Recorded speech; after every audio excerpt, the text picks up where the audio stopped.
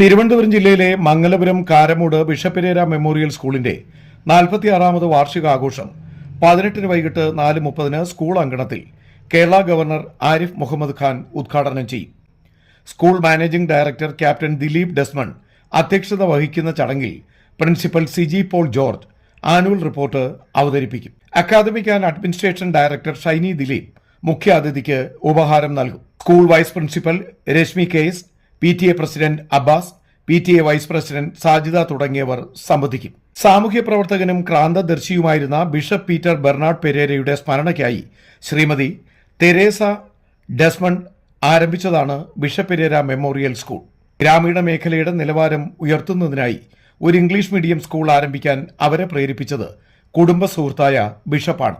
1978 അദ്ദേഹത്തിന്റെ കാലശേഷം bishop Perera memorial school അദ്ദേഹത്തിന്റെ ജന്മസ്ഥലമായ മുരുക്കുമ്പുഴയിൽ 1979 തെരേസ ഡെസ്മണ്ട് ആരംഭിച്ചു. പിന്നീട് സ്കൂൾ സാവധാനത്തിൽ വളർന്നപ്പോൾ 1989 സ്കൂൾ കാരമുട്ടിലേക്ക് മാറുകയും സ്കൂളിന്റെ നിർമ്മാണത്തിനായി 1 ഏക്കർ സ്ഥലം ഡെസ്മണ്ട് ഫെർണാണ്ടസ് സംഭാവന ചെയ്യുകയും ചെയ്തു. 1998 വരെ 4ാം ക്ലാസ് വരെ മാത്രമായിരുന്നു ഈ വിദ്യാലയം. ഇന്ത്യൻ നാവികസേനയിലെ 14 വർഷത്തെ ഹ്രസ്വകാല ജീവിതത്തിന് ശേഷം 1998 ശ്രീമതി തെരേസ ഡെസ്മണ്ടിന്റെ മകൻ ക്യാപ്റ്റൻ ദിലീപ് ഡെസ്മണ്ട് സ്കൂളിന്റെ സെക്കൻഡറി ഹയർ സെക്കൻഡറി തലത്തിലേക്ക് ഉയർത്താൻ തീരുമാനിച്ചു. 2004 സെക്രട്ടറിയും അഡ്മിനിസ്ട്രേറ്ററുമായ ക്യാപ്റ്റൻ ദിലീപ് ഡെസ്മണ്ട് തന്റെ വിമാനയാത്രയോടുള്ള അഭിനിവേശം കാരണം നാവികസേനയിലെ ഉദ്യോഗം ഉപേക്ഷിച്ച് എയർ ഇന്ത്യയിൽ ചേർന്നു. സ്കൂൾ നടത്തിപ്പിന്റെ ചുമതല പ്രിൻസിപ്പൽ ഷൈനി ദിലീപിന് ആയിരുന്നു. അവരുടെ കീഴിൽ 2004 10ാം ക്ലാസ്സിലെ ആദ്യ ബാച്ച് സ്കൂളിൽ നിന്ന് പാസ്സായി.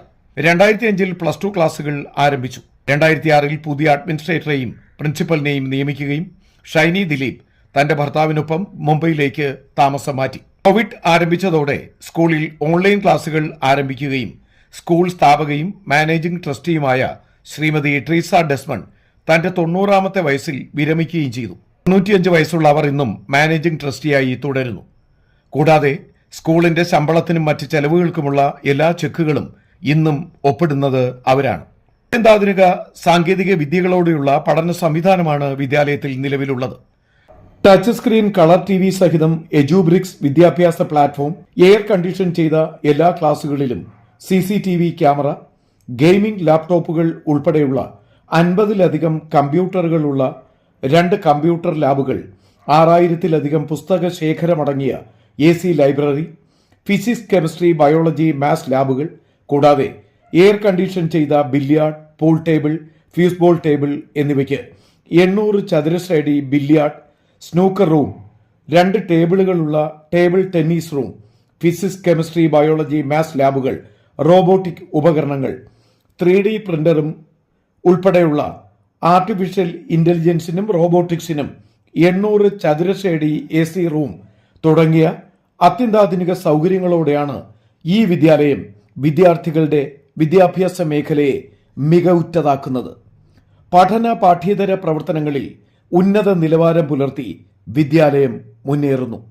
ന്യൂസ് ഡെസ്ക്, പ്രസ് ക്ലബ് വാർത്ത.